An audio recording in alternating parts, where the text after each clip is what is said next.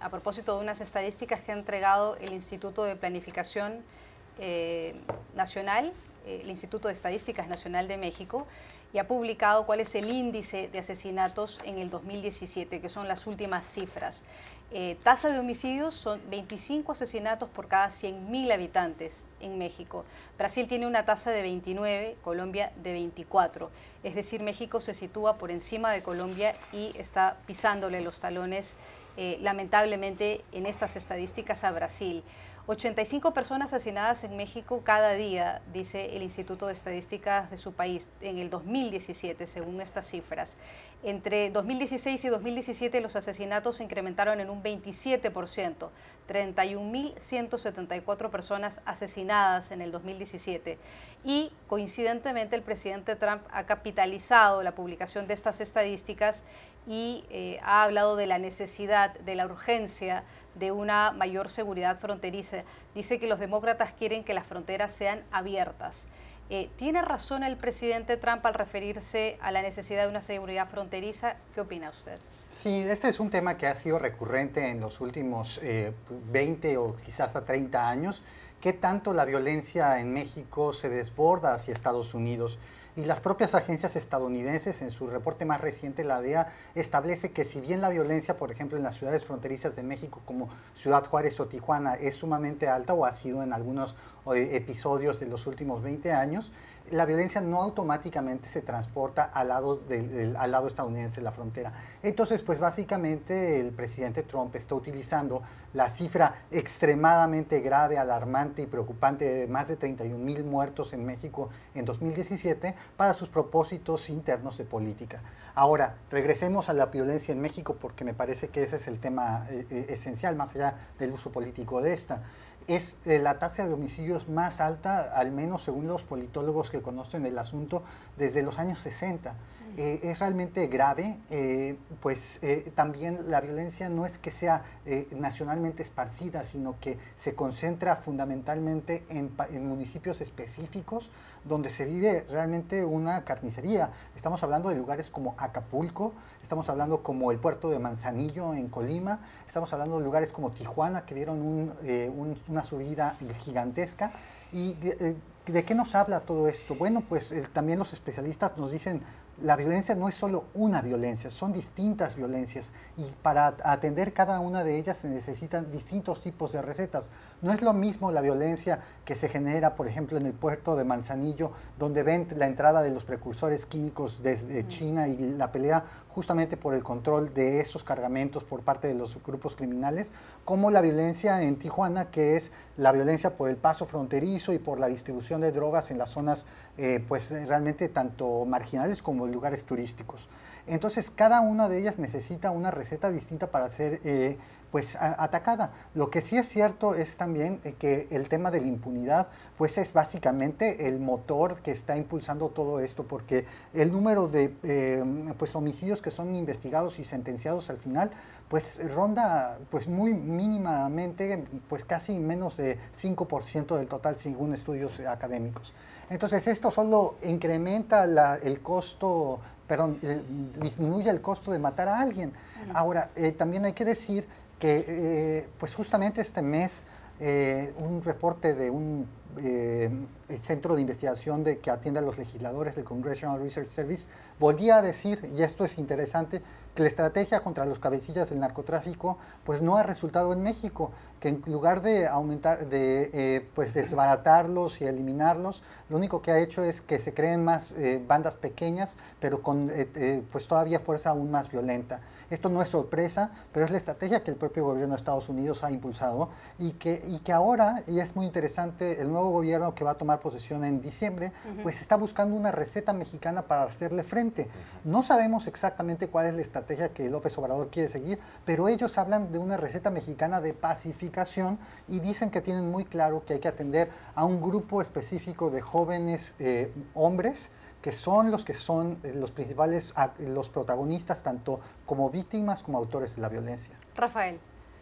Sí, López Obrador hizo muchísimo hincapié en esto que siempre primero entender las causas de la violencia y tratar de cambiar esta estrategia de ir al choque con las fuerzas de seguridad que siguieron casi todos sus antecesores, ¿no? En particular para la violencia vinculada con el narcotráfico. A mí me llamó mucho la atención ahora cuando estuve en México para cubrir la elección presidencial, como incluso en Ciudad de México ya se empezaban a ver con más frecuencia casos de asesinatos, incluso en el centro mismo de la ciudad, muy cerca de las oficinas públicas, y cómo la violencia terminó siendo uno de los factores principales que jugaron en la elección presidencial, en la cual se impuso Andrés Manuel López Obrador, por este panorama, ¿no?, que describía Pepe, ¿no? Muchos mexicanos sienten que viven en una sociedad donde la regla es la impunidad y donde la justicia es un bien que los elude, que los esquiva, ¿no?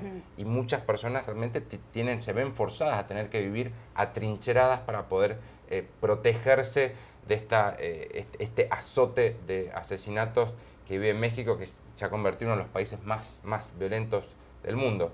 Un comentario, sí, obviamente, para nada más reforzar este punto que también hacía Pepe, que lo escribía también, el uso político que está haciendo Trump, que sigue utilizando a México como una bolsa de boxeo a la cual le puede pegar y a la cual puede blandir para tratar de fomentar o de encender a sus seguidores, ¿no? Lo hizo durante toda la campaña presidencial que lo llevó a la Casa Blanca, lo siguió haciendo después durante los primeros meses de su presidencia, y ahora a medida que entramos en un nuevo calendario electoral y avanzamos hacia las elecciones legislativas, en las cuales los republicanos se encuentran en un escenario bastante complicado, bastante adverso, no me sorprendería para nada que el presidente Trump siguiera o siga utilizando a México como uno de sus blancos favoritos para tratar de encender a sus seguidores. En este debate, Sebastián, de la seguridad fronteriza, una de las cosas que está en cuestión en este momento precisamente es la aplicación de la política de tolerancia cero de este gobierno y la política de separación de familias que ha implementado la administración Trump. Y justamente ayer hubo una audiencia en el Congreso, en el Senado, para conocer la opinión y para conocer cifras exactas que podían entregar los funcionarios de gobierno que están encargados de la implementación de esta política de tolerancia cero, es decir, funcionarios que trabajan en inmigraciones y que se encargan de la reunificación de estos niños que han sido separados de sus padres desde abril de este año. Los funcionarios que comparecieron ante el Senado, ante un comité del Senado, reconocieron que hay 429 niños que todavía no han sido reunificados con sus padres y que la administración tiene todavía en su custodia a estos niños, y además reconocieron que probablemente va a ser muy difícil poder encontrar a los padres de estos niños porque no ha habido una política de seguimiento al momento de la separación de los niños de sus padres. Pero llamó mucho la atención, digamos, la versión contrastante que ofrecen los funcionarios, y yo quería recoger su opinión respecto a eso.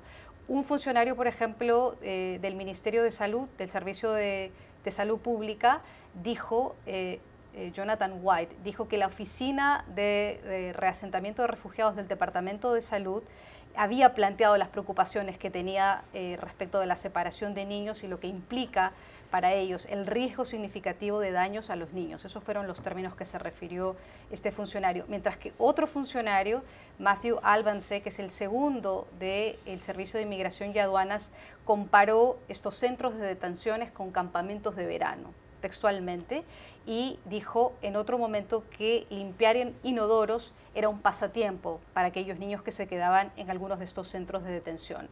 Hay dos cosas que llaman la atención, es el contraste de esto y luego el hecho que la administración reconozca públicamente, o miembros del gobierno reconozcan que no son capaces de reunificar a estos niños con sus padres porque no ha habido un seguimiento.